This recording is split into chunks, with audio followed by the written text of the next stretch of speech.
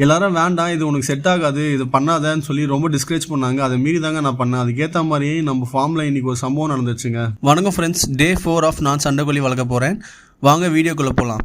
நேற்று வரை எல்லாமே நல்லா தாங்க போச்சு. கோழிகள் வந்து நல்லா ஆரோக்கியமாக இருந்துச்சு, நல்லா விளையாடிட்டு இருந்தது, நல்லா சாப்பிட்டு இருந்துச்சு, தண்ணி எல்லாம் குடிச்சிருந்தது.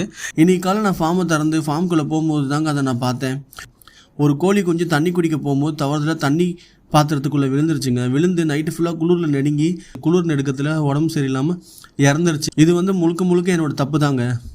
எந்த பறவைக்கு தண்ணி வச்சுருந்தாலும் நைட் நம்ம அந்த தண்ணியை வந்து ரிமூவ் பண்ணியிருக்கணுங்க. நான் ரிமூவ் பண்ணாமல் விட்டது தாங்க என் தப்பு. அதை நான் இப்போ தாங்க ரியலைஸ் பண்ணுறேன். இதுலேருந்து நமக்கு ஒரு பாடம் கிடச்சிருக்குங்க. இதை நம்ம எப்படியா சரி பண்ணியே ஆகணும். அதுக்காக நான் வந்து தண்ணி குடிக்கிற ட்ரிங்கரோட டிசைனே மாற்றலான்னு இருக்கேங்க. அது மட்டும் இல்லாமல் கேஜில் வந்து ஒரே கேஜ் வந்து எல்லா பாடியும் விட்டுருக்கேன். இப்போ நான் என்ன பண்ண போகிறேன்னா கொஞ்சம் கொஞ்சமாக ஒரு 4 நாளாக 3 மூணாக பிரித்து விட்டுடலான்னு இருக்கேங்க. இதனால் வந்து நெரிசல் இல்லாமல் இருக்கும். அதனால் வந்து தீனி எடுக்கும் போதும் தண்ணி குடிக்கும் போதும் நெரிசல் இல்லாமல் கோழிகள் வந்து ஃப்ரீயாக இருக்குங்க. ஸோ நம்மளோட டே 4 இப்படி தாங்க போச்சு. த சேட் டேவா. நம்ம சேனலை சப்ஸ்கிரைப் பண்ணாமல் பார்த்துட்டு இருக்கீங்கன்னா ப்ளீஸ் சப்ஸ்கிரைப் பண்ணிக்கோங்க. அப்கமிங் வீடியோஸ் இன்னும் இன்ட்ரெஸ்டிங்காக இருக்கும். மறக்காம சர்ப்ரைஸ் பண்ணுங்க. தேங்க்யூ.